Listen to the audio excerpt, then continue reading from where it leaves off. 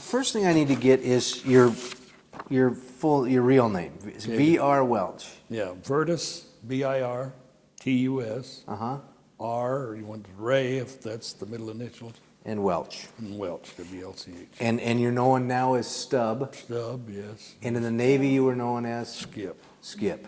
Not so much in all the clubs, they don't call you Stub. They call you your given. Well, yeah, the old car club, most of them, because I belonged to the old car club here in Kashmir before I lived here, so then everybody, Ralph called me Virtus, and he's the guy that got it in there, got me in there. So they all learned Virtus, but they knew Stub too. So. That keeps everybody confused. It does. That it does. Now you were in the Navy. Yes, I was. And when did you go in the Navy? I went in November the 1st, 1943.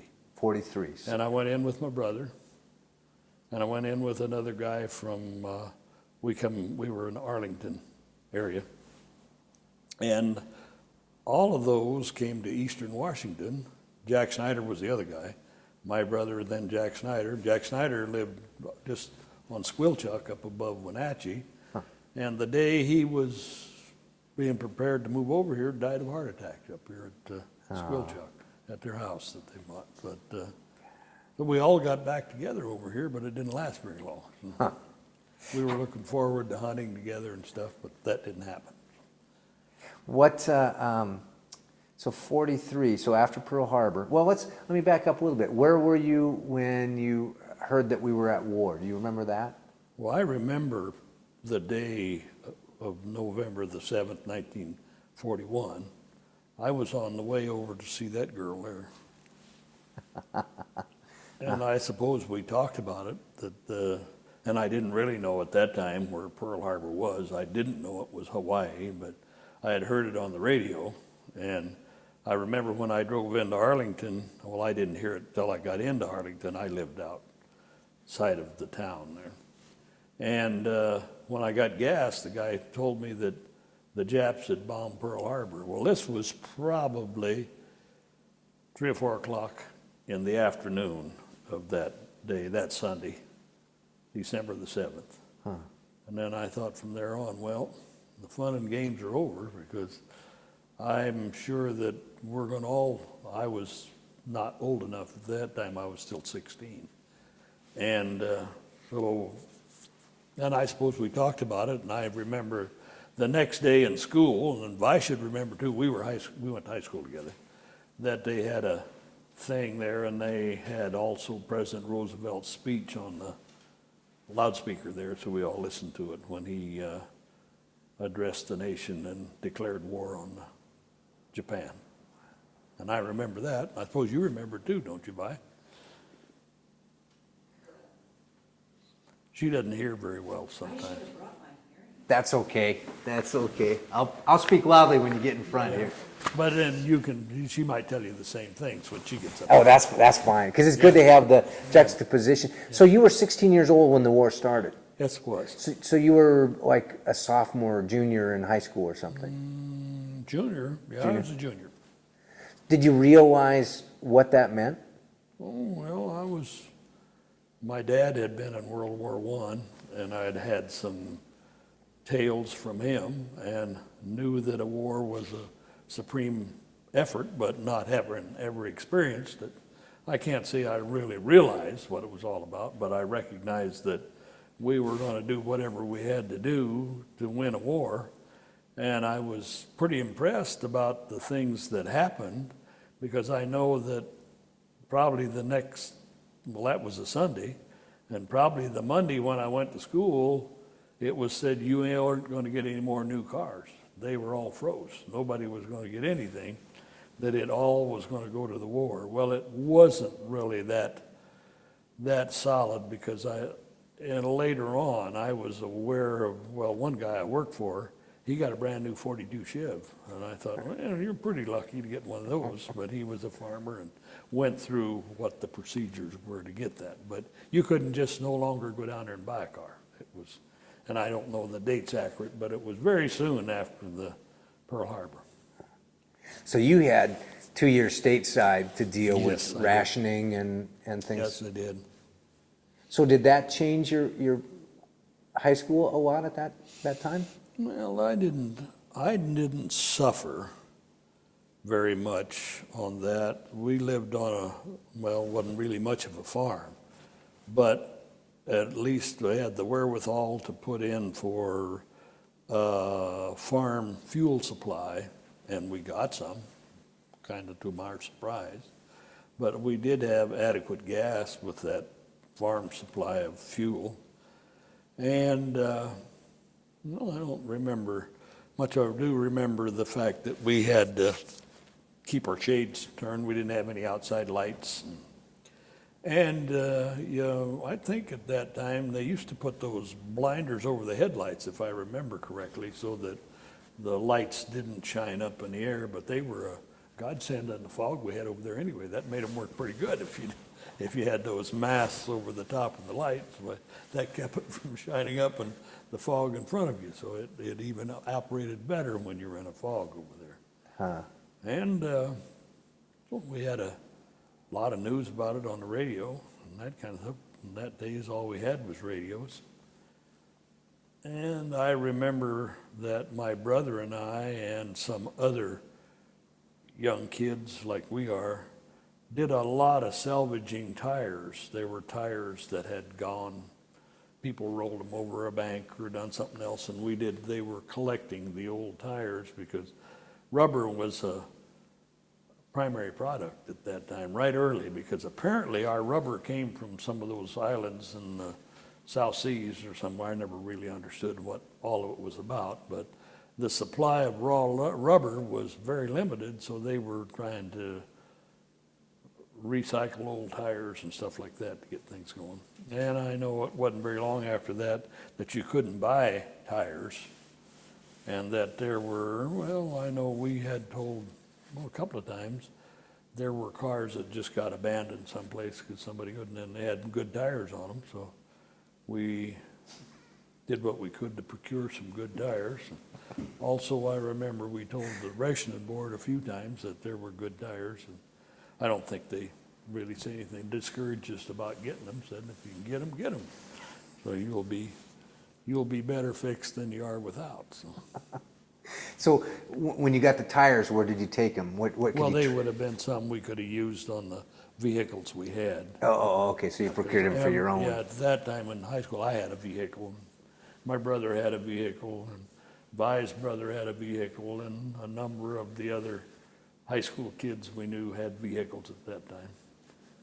They weren't new. It was something we could buy, but we were able to. After about 1940, finding a job and getting some income was not very difficult for me anyway. I remember, I'm going to guess, it might have been 41, early in 41. I think it was in the summer of 40, that for a while I was making $10 a day.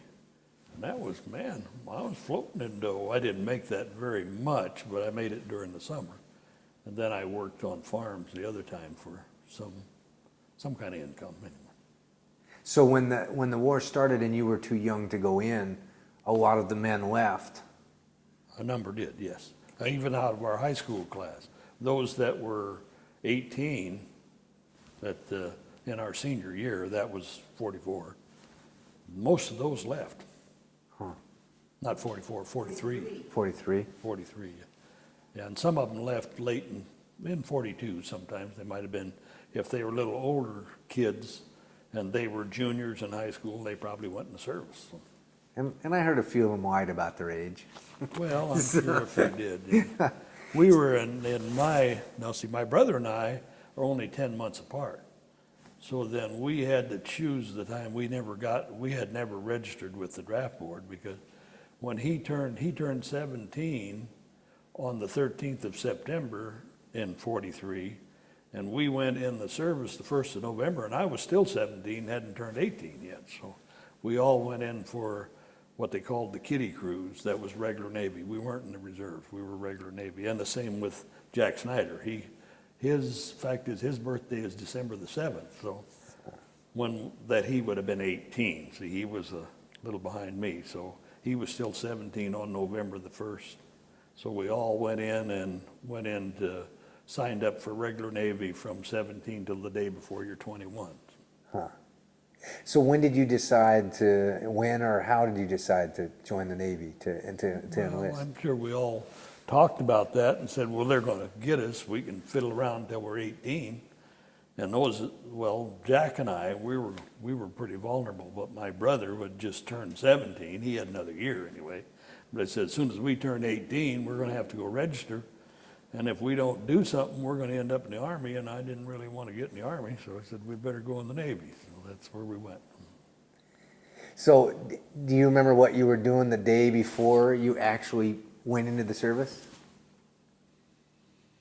Well, I know that very near that time that I terminated my employment in the shipyard. I had worked in the shipyard from the time the school was out, say May of 43 till very near November the 1st.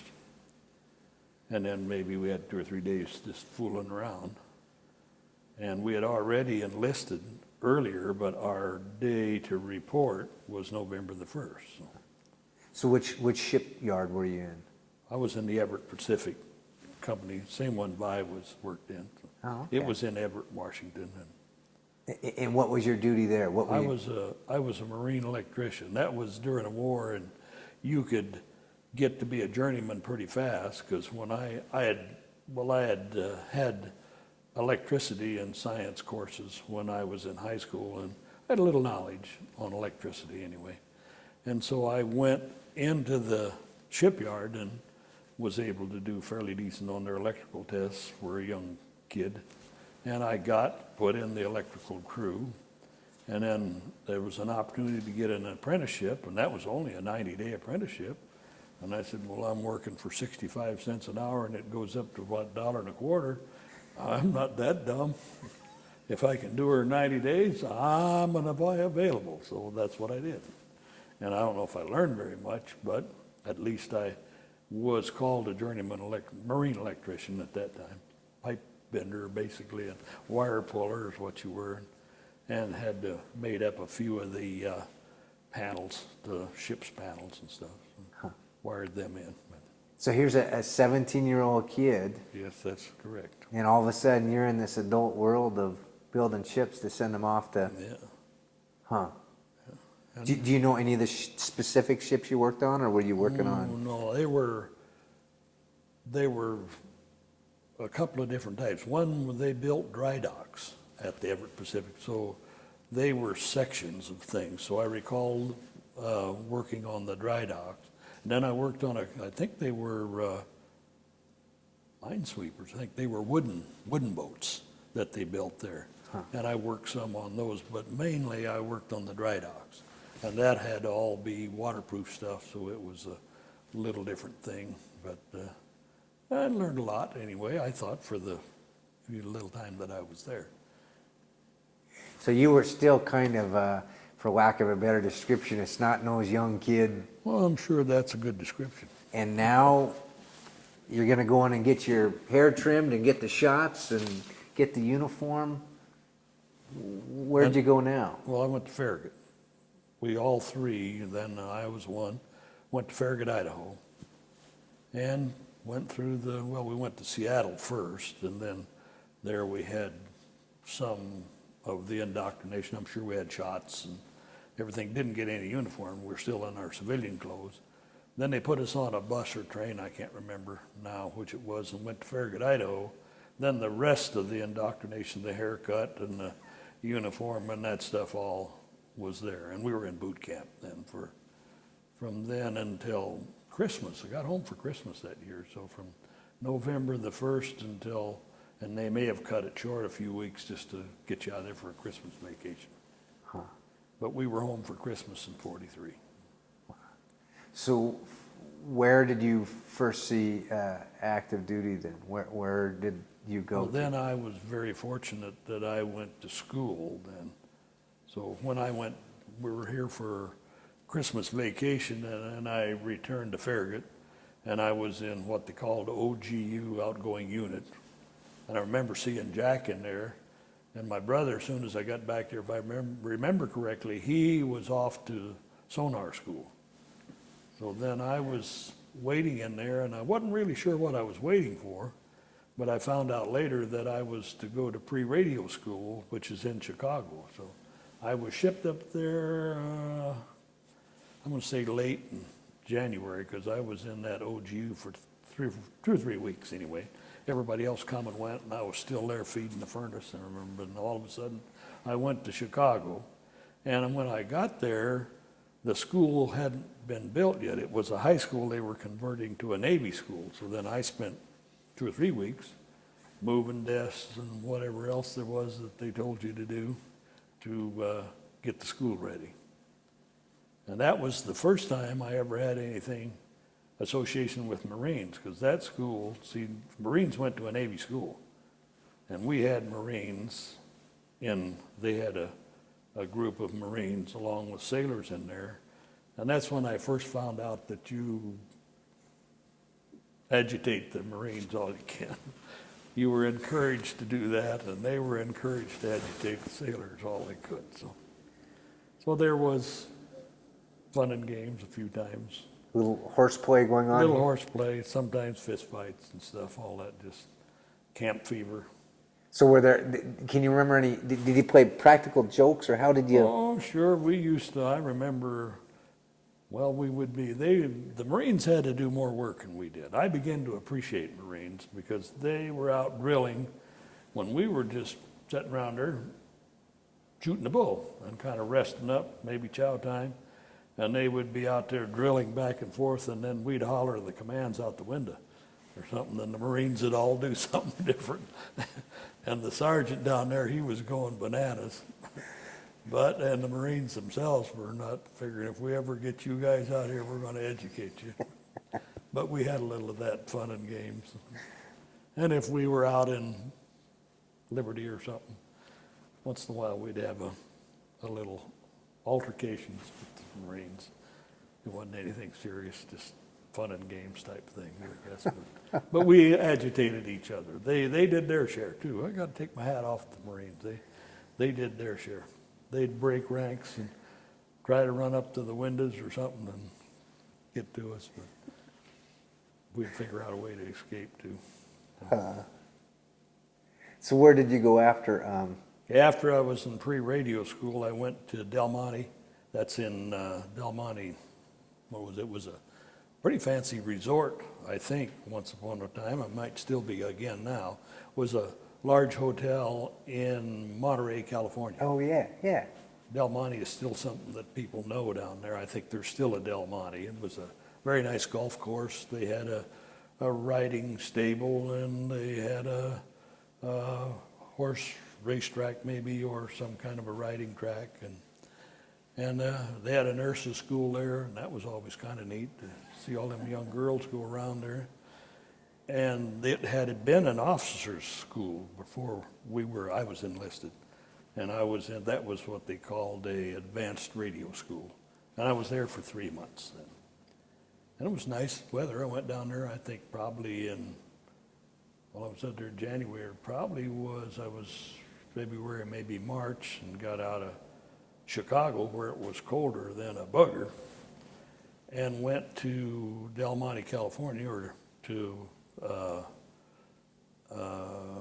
Monterey. Monterey, Yeah. And it was pretty nice weather down there then, so we had a nice summer. And it was hard work. Now, being in a radio or being in the Navy school was not easy. And it taxed me pretty hard. I was sure 100% employed anyway, and they pushed it to you pretty fast, and if you didn't get it, you were washed out. And the Marines even had a tougher show than I did, because I said if I had been a Marine, I would have been washed out, but being I was in the Navy, why they took a little bit more care and pulled you through and got you, and I had some tough days, but it started like 6 in the morning, and you were still burning books at 10:30, 11 o'clock at night to get things done that needed to be done. So it wasn't, when school was not, you had some time, but and the weekends were pretty much to yourself. The weekends were deals, but then come Monday, probably Sunday night, until Friday, well, till Saturday noon, you were pretty busy. Huh. So then did you ship out from there? No, from there, I went to Treasure Island. And that was to, well, they called that, well, really it was radar, and it was radio and sound, sonar, and everything that you got all this preparation for. You had, well, I would guess 2 years of college in probably about 4 months. Wow. Of what is really the practical things you needed to know. And then you went into the systems themselves, the radars and the sonars and the rest of that. Then when I got out of that, well, then I went to Orange, Texas. And that was a place they were building destroyers. I think they called it the Consolidated Shipbuilding Company or something like that. And then there was, well, when I went there, the ship was just being built, 2 of them. There was the 874, which was the Duncan, and the 875, which was the Tucker. And I was in the Duncan crew for a while.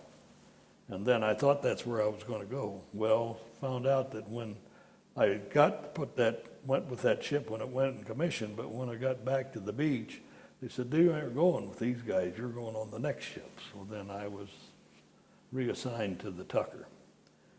And then of course, I was an old salt by that time. I'd been down there 3-4 weeks. So then I went, then when the Tucker went well, they commissioned it there and went on a shakedown cruise to Cuba, Guantanamo Bay. And I was on that, and then when that shakedown was over, you always go back in the shipyard for a little whatever repairs you need to be done, and nothing serious. And I'm sure we weren't back in the yard over a week or 10 days. And then I went through the Panama Canal, and we were headed out for the war area. And I was at Pearl Harbor, well, not Pearl Harbor, went to Pearl. It was Pearl Harbor, but I went to Pearl. And we were there 3 or 4 days. And I think there were, I think probably the Duncan and I think the Buckley and probably 4 destroyers went out of that to, I don't know where. We didn't cross the equator, because if we had, we'd all got initiation for crossing the equator. So it didn't cross the equator. I don't know where we went, but then we went out of there and somewhere, and I suspect in between some islands out there in Japan, and there was and I was on the bridge and heard quite a bit of this because I was a radio man. And there was, and I don't know all of the other things, but just kind of the sketchy things about it, that there was a Japanese gunboat out there. And there were several ships around there. There were, well, I don't think there's any battle wagons, but there were cruisers and some bigger ships. They were shooting at it. And can't tell you now whether it was manned or unmanned. I don't know. Might have been a target. I do not know. Can't recall. But anyway, I remember our skipper saying, let me take a shot at that. And the admiral says, you're a destroyer. Shore bombardment is not your thing. And the skipper says, I didn't tell you anything about that. I asked you a request. Can I take a shot at it? And the admiral said, if you feel that way, take a shot at it. So we took one shot at it, and that was the end of that boat. And we were up, I wasn't up in the gun directory then, but gunnery was I was a radar man. And gunnery was our thing, and old Mumjar Myers, we called him. He says, when you shoot from the main directory, you could see the projectiles go out. And we gave him one salvo, and we had 6 rounds. He said you could see 6 little blips went right out there where that target was sitting up there. He said there was a lot of chatter and it was clean. He said the scope was clean. He said so that was right on. And there's a little more stuff behind that. One of our enlisted guys, and our skipper was a pretty nice guy too. One of our enlisted guys was an electronic engineer. And he was kind of a mental upset guy, I think. I probably could tell you his name now, but I suspect he's expired because he was probably 10 years older than us kids at that time. And he was a mature man. And he was an electronic engineer. And he was the one that set this destroyer up so you could shore bombard, because I remember a meeting, we all got in, and old Ezra was talking up there, and he says, "What do you need for shore bombardment?" And he says, "Well, I don't know if you figured it out, but you need two things," he says. "You need precision bearing and precision range." And he says, "We got it. And it's gyro stabilized. Everything was cut into the radar." He says, "It's all in there. All we got to do is cut it into the guns and match it up. And we can aim the guns right where the radar is looking. And there you got shore bombardment." He says, "You can even see what's going on in the radar." So this wasn't the first time, because we had done some playing around. The skipper says, well, I'm sure our chief went up and told the radar officer, and they all went to the skipper and said, "We can do this with this ship if you will let us do it." And he says, "Do it. It isn't going to hurt any of the capability you already got." There was a big rotary switch, and it had a lot of blank spots on. He said, "We'll just put this in on one of them blank spots." And he said, "If you ever want to use it, just turn the switch over to there, and you got it." So we did, and of course we had done some little shooting here and there. We'd put whatever you could throw overboard out there and steam away so you could still see it with the radar and take a shot at it, and we were hitting them pretty consistently. So, and I guess that's when the skipper decided he'd like to try it at something really good, and it worked. And I suspect that that's the reason, because it wasn't, I don't think, 3 days after that gunboat incident that we were headed back for Portland, Maine for radar evaluation. Oh, I forgot something in between. When we were in that first trip to, I was at Guantanamo Bay, and we went back to the shipyard, and we were to go through. I got messed up on something, because before we went through the canal, we were to be committed, and I think we went to Boston, and we were converted from Newport News. That's where we went to the shipyard back from Guantanamo. We steamed up to Boston, and we're in the Boston Navy Yard, and they converted us to a picket ship, a radar picket ship. That was something new that was just coming out, because fighter directives was supposed to be our thing, and they took one mount of the torpedoes off. We had 2 torpedo mounts, so they took one off and put a radar, a second radar on that, and a mast in there and stuff where that mount had been. So then we went back to Guantanamo again, and in this operation is when we got the idea that we would convert everything so we could cut our radars into the guns. And then we got pretty chummy with the gun guys, because some of them didn't understand their guns very good. They weren't educated maybe in hydraulics and electrical, and we had a little more training in that area, so the electronic technician guys were down there with them so that we could get this thing together. Well, we said, we better do this because it's our ass if we get hit here, so let's kind of get everything so those guns can do something for us, because that's our only salvation. So we all got pretty chummy and got that all together and checked out.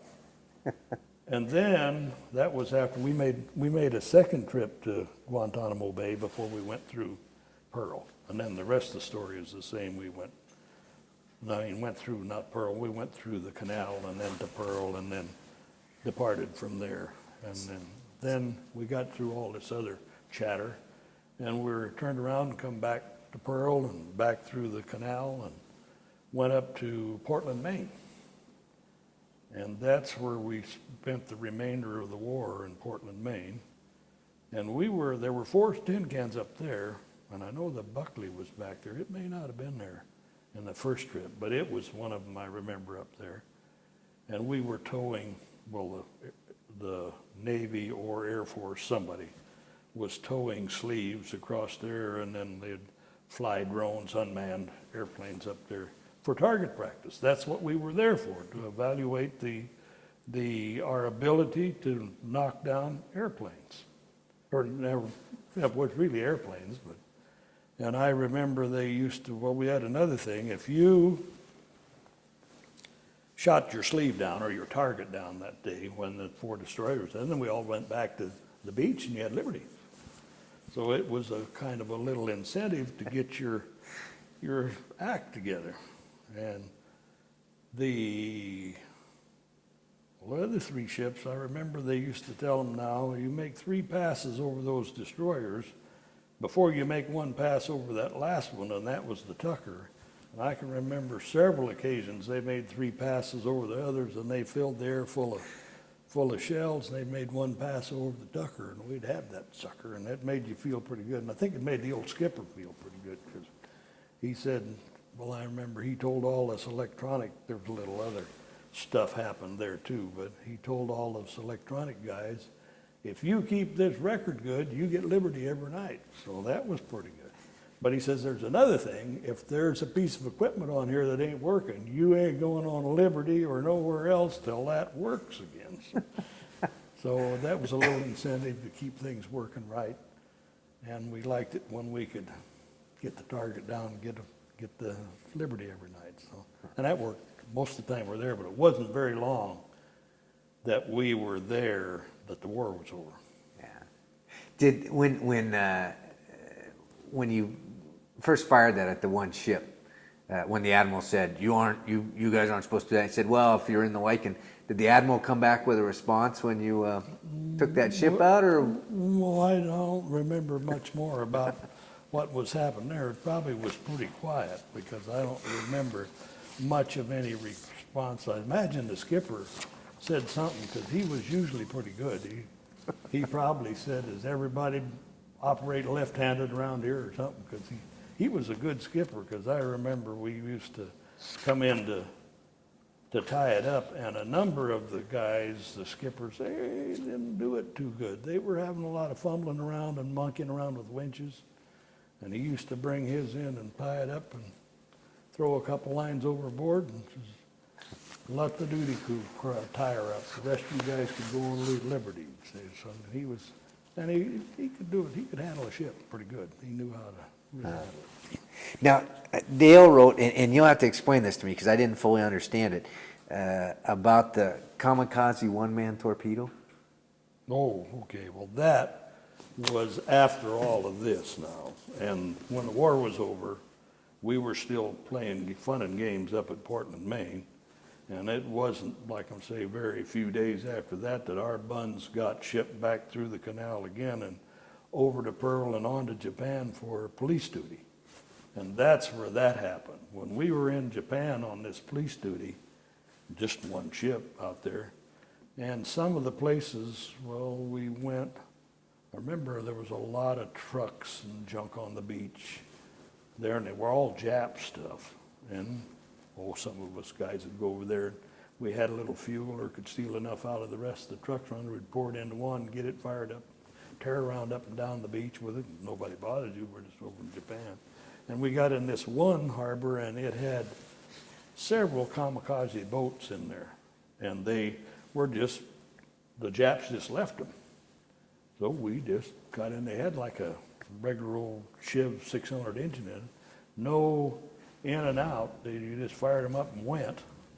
And they'd go, I guess, 45, 50 miles an hour. And several of those, not just me, but different guys in the crews, get them a little fuel, fire them up, and go out and tear around until they fell apart or did whatever. And the skipper, he was pretty good. He used to send a whaleboat out too, because he knew the crew was just having fun. And there was nobody there but us. So he says, let you have a little fun, just don't get yourself in trouble. And we'd wear life jackets and all that stuff. So bugger blew up or hit a wave and it couldn't take it because there were flimsy crafts.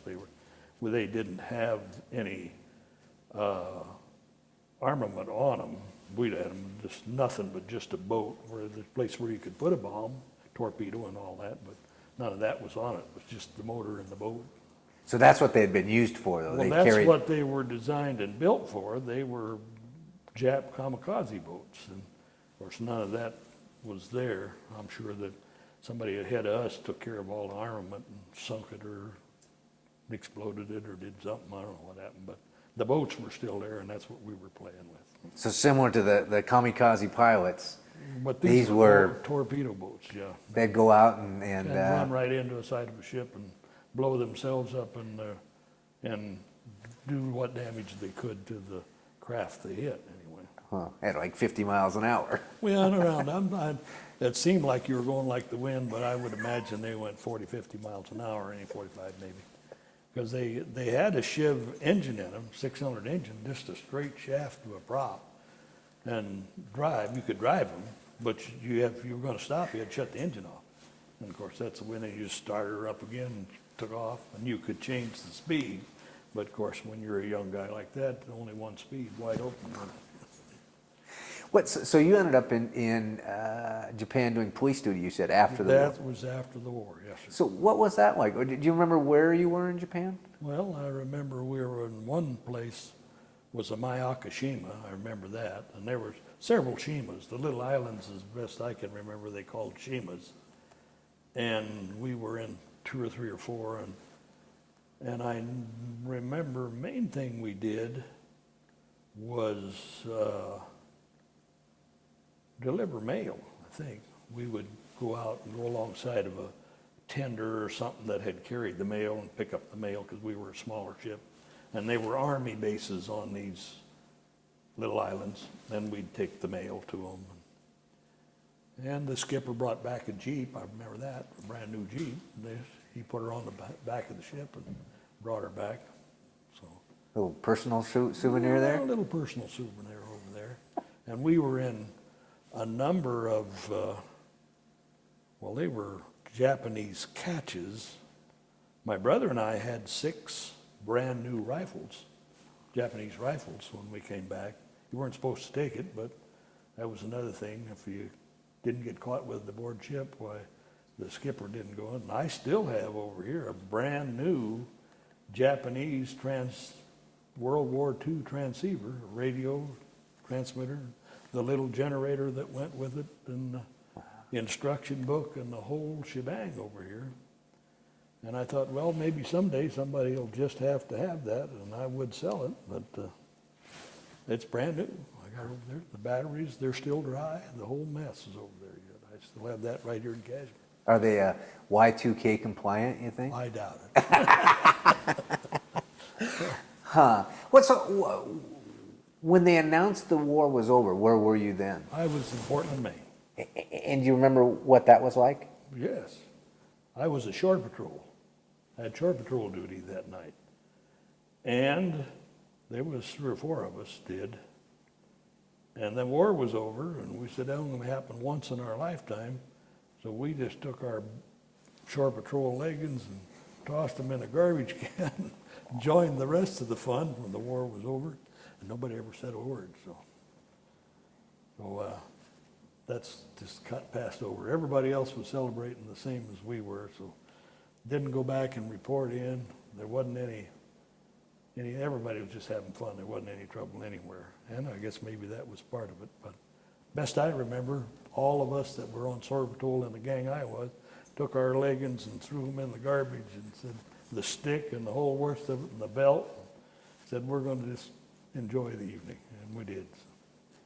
So then I assume a day or so went by, and the people were pretty lenient about, hey, we just want a war. Yeah. And then there was back to work eventually. Well, it wasn't like say, but a few days, and we were out of Portland, Maine, and headed to Japan for this police duty. So, and it probably took us, well, that was what, September 13th, September 15th, somewhere in there, in 45 when that was over. So I'd say by October, somewhere in there, we were in Japan by that time. Wow. Did you end up transporting POWs or anything like that? We did not POWs. We did have some Army folks that had been on the beach over in Japan that we came back with us when we came to the States. So they weren't POWs, they were our U.S. soldiers. What was the hardest part of your time in the service? Well, I remember one difficult time. Now, going to school was pretty difficult. Now, that was a difficult time. But you were there to learn something, and you could take advantage of what you could do, and we all gave it 100% for that. And the other thing I remember, when I had general quarters aboard ship, I was in emergency radio room, the emergency radio room. And that's right on the first deck, the deck of the ship. Then you have your others that go up from that. So I walked right down the deck and opened up a iron hatch and walked into the emergency radio room, which was my general quarter station. And that sucker was right over the top of a boiler. And if you were down on a shakedown cruise, like down in Cuba, it was hot. And the sun was shining on the side of the ship, and I was right there inside of that. It had insulation on. And that floor deck was so hot from that boiler down there that I took my shoes off, but you couldn't stand on the deck. It was too hot. I had to stand on my shoes.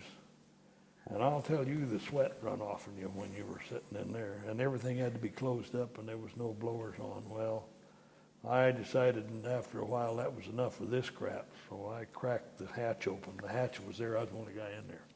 Cracked it open and stuck a shoe or something in it and got a little crack of air that I could stand up there and get some air in there, because I think you'd have died and suffocated in that sucker, because I didn't have a stitch of clothes on but my shorts, and the water was running off of me in puddles.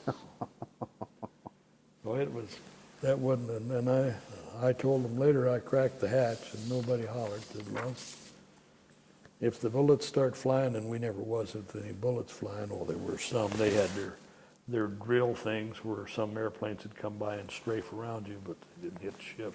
That was just on your shakedown cruise and stuff like that. Huh.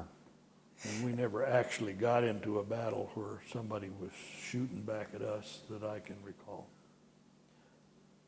What do you think the major message for generations to come that World War II would have? Well, the generations, we talk about the one today, I don't think generally, that's not saying it's a complete thing, but generally speaking, the generation recognizes the efforts that's gone into World War II, World War I, Revolution, everything else that was, to got our country to where it is. And I have some doubts that if we got back to that, hopefully we're going to get a percentage of them that would do whatever, and I guess we're going to have to say whatever it is to keep our country together. And I don't know if we can muster all that. We can start out even with our president and politicians and stuff. They don't have to go, but whether they could muster what it takes. And I've been overwhelmed every time that this country ever got in some kind of trouble, that even the people I had serious doubts about came to time. And we've done all right. So I guess I'm down in my heart, I have to believe that still wherewithal is there. But and we didn't have 100% people, because I wasn't in the service in the Army or Marines, but I have talked to people, good friends of mine that were, and said if you had a guy that was in the way, somebody wasn't doing his part, If he got out there in the line of fire, he was out of your way. You didn't have that problem any longer. And that's part of the hard things that you go through. I didn't have to do it, but we had a couple of guys on the ship that weren't worth their salt. And the rest of us all knew that, but we just worked around that problem. We had one guy as a carpenter, and that's all. He just wasn't, he was a zero. So if we had to build something, somebody who had some skill went and did it. Covered up for that guy, because he was just not there. But most of the people were there, and my message, like the question you ask, is hopefully we can muster the wherewithal it takes if we have a need.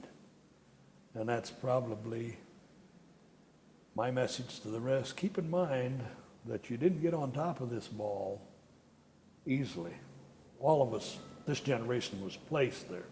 But if they don't keep in mind that that's a slippery place to be, you can fall off in that ball awfully fast. And once you fall off, it's a lot harder to get back up than it is if you stay up there on top of the ball. When you see a color guard go by, what's your feeling?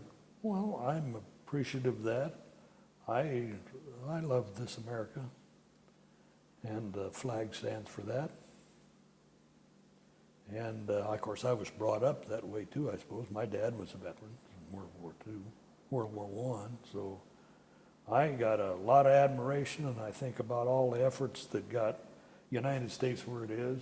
It's still, in my opinion, the top of any nation in this world, and I certainly hope it stays there, but I got reservations on the way we're going about it, whether we're going to stay there. But those all come to mind when I see a color guard go by. Were you, and this one's been an interesting one, the response that I've gotten today. Were you proud to serve? You bet. Yeah, I'm a little old, but if they needed me again and they asked me to be there, I'd do my darndest. That's interesting. Everybody I talked to today, there was not one hesitation in that answer, and that was exactly it. Yep. Huh. I think every one of them would say that. It's interesting because the idea of a world war is a very foreign concept to, I mean, I was around for Vietnam and understood Vietnam and all that, but even today there's a generation that's in high school now. One of the people that we talked to is a scholar, and he speaks to high schools, and he said he talked to this class, and he was a half an hour into his presentation before he realized they didn't have the faintest idea what he was talking about. They thought he was talking about the Vietnam War. Yeah, And he said, you know, I am talking about World War II. But it's not taught in the schools, I don't believe, very, very emphatically anyway. And the last war we had was Vietnam, and I certainly appreciate those veterans. I don't think, well, it was, in my opinion, a problem. We had a son that was in the Vietnam War, Vi and I do. And he, of course, we all think the same of our sons. He was a top 10%er as far as I was concerned, and I did some checking when he was in the service to find out. I made some calls. Well, I recall a couple times trying to get a hold of him. I got a hold of somebody who said he was his sergeant, and I asked if he would talk to me for a minute. I said, I'm the boy's dad. I said, I'd like to know, is he worth his salt? Is he a problem? Is he a troublemaker? And I got good reports every time, and that made me feel really good anyway. And I think that's true. They're all doing fine. And then you are not, I was going to bring up too, interviewing here anybody who was a dud in the service. If we could get some of those in here, it would be interesting to hear what they had to say. But we got lots of strikes against us. A guy that was a dud, and I recall some, they were pretty much alcoholics. And they probably have expired by now because they didn't take care of themselves. So your likelihood of getting one of those is pretty remote. and everybody else would be somebody who did his part. Or this late in life, he wouldn't be around, probably. He took care of himself, or wasn't a guy that was prone to be on, I'm sure if there were drugs, they would have been on drugs. They were on alcohol then, or whatever other problems, and just were a mess. They were type guys, but. One thing we have tried to focus, well, not purposely, kind of purposely, but not so purposely. We aren't out seeking officers, and rank is irrelevant in the interviews that we're doing, because we aren't looking at World War II in relation to rank. We're looking at it as in who really were these people that went out and protected our country and fought for us. And part of it is, I guess, I mean, I have a little bit of an under agenda. I wanted to tie, and that's why I asked, what if you knew what you were doing just before you went in. So a kid in high school sees this and realizes that you were just a high school kid, and you had to grow up pretty fast all of a sudden. Well, the growing up happens, quite a lot of it in boot camp, because, of course, my dad had informed us before we left that this is not going to be easy, and you're going to be a piece of crap when you go there. And he says, don't fight it. Just listen to the crap you're going to get and put up with it. And he said, you'll learn something before you get out. But he says, don't go in there and fight it, because you ain't going to win. He says, and you won't be nobody when you go in the service. And that's turned out to be that way. That was pretty good guidance. Well, so that saved you a lot of frustration and probably a lot of... Well, it was a real good way to look at it, because it's going to get over. It was much different after you got out of boot camp than it was when you were in there. When you got out, you were expected to do something, and you were complimented if you did it. You got your butt kicked if you didn't, and it was kind of like just every other bit of life was in the, and you learned enough in there that if somebody told you to do something, even if you didn't like it, you figured, well, he's telling everybody else, I guess better do it too, so you could get with it. So I guess, and that's part of the purpose of boot camp, Oh, isn't I it? think so. It's to take your independence away and learn to take orders, and then if you climb back up through the ranks again, you'll get some of that back again. And I made second class petty officer as far as I got, but I was treated, I'm saying as good as a chief or an officer before I got out, because well, when we came back to San Diego, there were 3 electronic technicians in that whole harbor, and there probably was 10,000 ships. Wow. And that was another thing. Well, you got treated like a king. When I mustered out of the Navy, I wasn't doing, my main job was to go aboard destroyers, similar to the one I had that I was acquainted with, check out everything, and write up, not complete work orders, but write up information that work orders needed to be initiated to get the work done in the shipyard. That was in Mare Island then. And I was there for probably 2 or 3 months. And the fact is, I stayed a little while after my enlistment was over, because the skipper asked me to stay. He says, we haven't got any other technicians. He says, and if we're going to get any of this work done, if you'll stay and do the work, says, we just won't muster you out. My time was up. I stayed until January 1st in 47. I think that was the end day. And my enlistment was over November the 14th, 1946. So I stayed, 3, 4, 5, 6 weeks later. Wow. And then they changed the skipper on the ship. And when he come in, he didn't know me, and he says, he either ships over or he goes out. And I said, well, I got help for you. I'm going out. How big of impact do you think that your time in the service had on your life? It was the initiation to get the rest of my life together, I guess.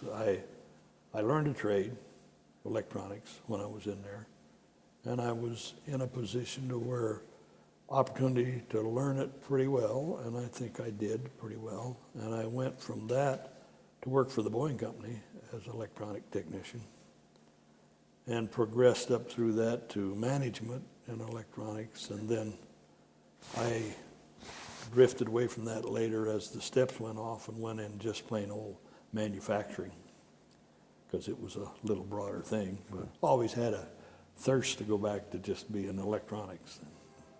Now, when I'm gonna wait just a half a second here for a couple, 3 toots of this train going by. There's 2. Getting this schedule down pretty good. Now, one thing you talked about growing up, it was, so here you were 16, the war started, and you kind of had this little sweetie up in Arlington there. Yeah. So when did the 2 of you get married? During the war, before the war, after the war? After the war, 47. So did you keep in touch during the war? Oh, yeah, yeah. And then got out of the service, came home, and Well, yeah, we had had a falling out in this amount of time. She had some other friends, and I had some other friends. And then after I got back home, why, the fire started again. So, got the home fires burning, yeah, huh? the fires got started again. And so all that happened in World War II allowed you to venture on after the American dream. Well, and it gave us both a chance to grow up. We had already decided when we were in high school we was too young to get married, so. But we knew if I went in the service that it was gonna last 3 or 4 years, we might, if we still was interested, we'd talk that over when we got back. Well, there was a falling out for a while, and then we got back together, fires got together again. Well, I'll get the other side of that here in a All second. right. You Just- don't want me to hear all that. What?